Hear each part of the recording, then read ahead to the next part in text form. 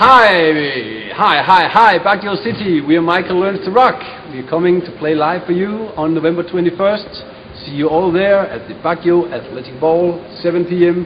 Be there. Woo! Wow.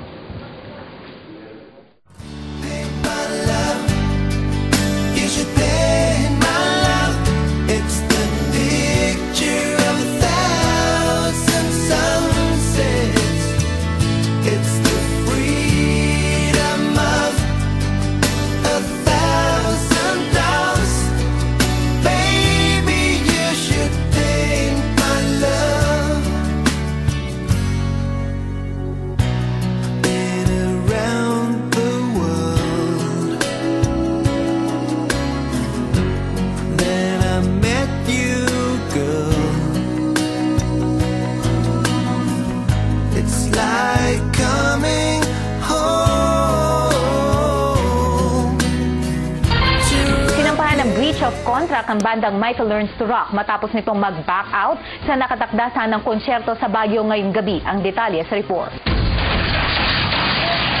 Alas 11 kagabi bumiyahi na ang grupo ni Mang Jose Choa mula pa sa Lawag para mapanood ang concert ng Michael Learns to Rock ngayong gabi dito sa Baguio. Dahil mga solidong fan ng grupo, di na raw baling mapagod o mag-absent sa trabaho.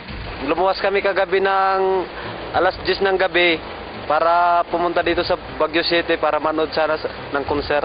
Kaya naman halos mabiyak daw ang kanilang puso nang i-anunsyong kansilado ang konsyerto. Ang Michael Learns to Rock concert, though it's sad to say, is cancelled. Niloko tayo ng mga taga Baguio.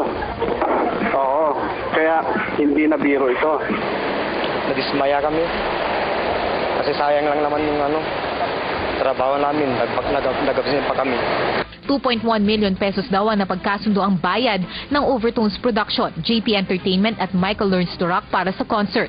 Pero isang araw bagong konsyerto, 3.7 million pesos na ang hinihinging contract price ng JP Entertainment. Nagkasundo sa 2.7 million pero sa huli nag-backout pa rin.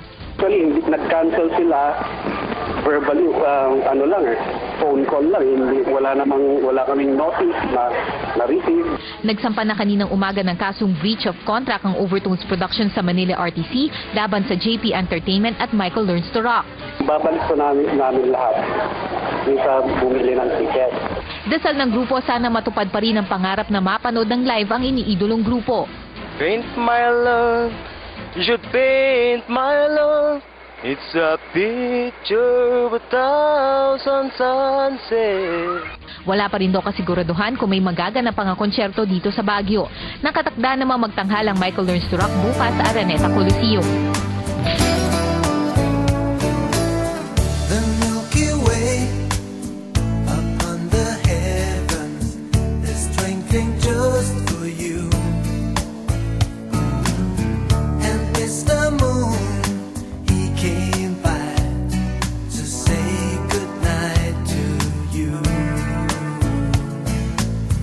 I'll sing for you.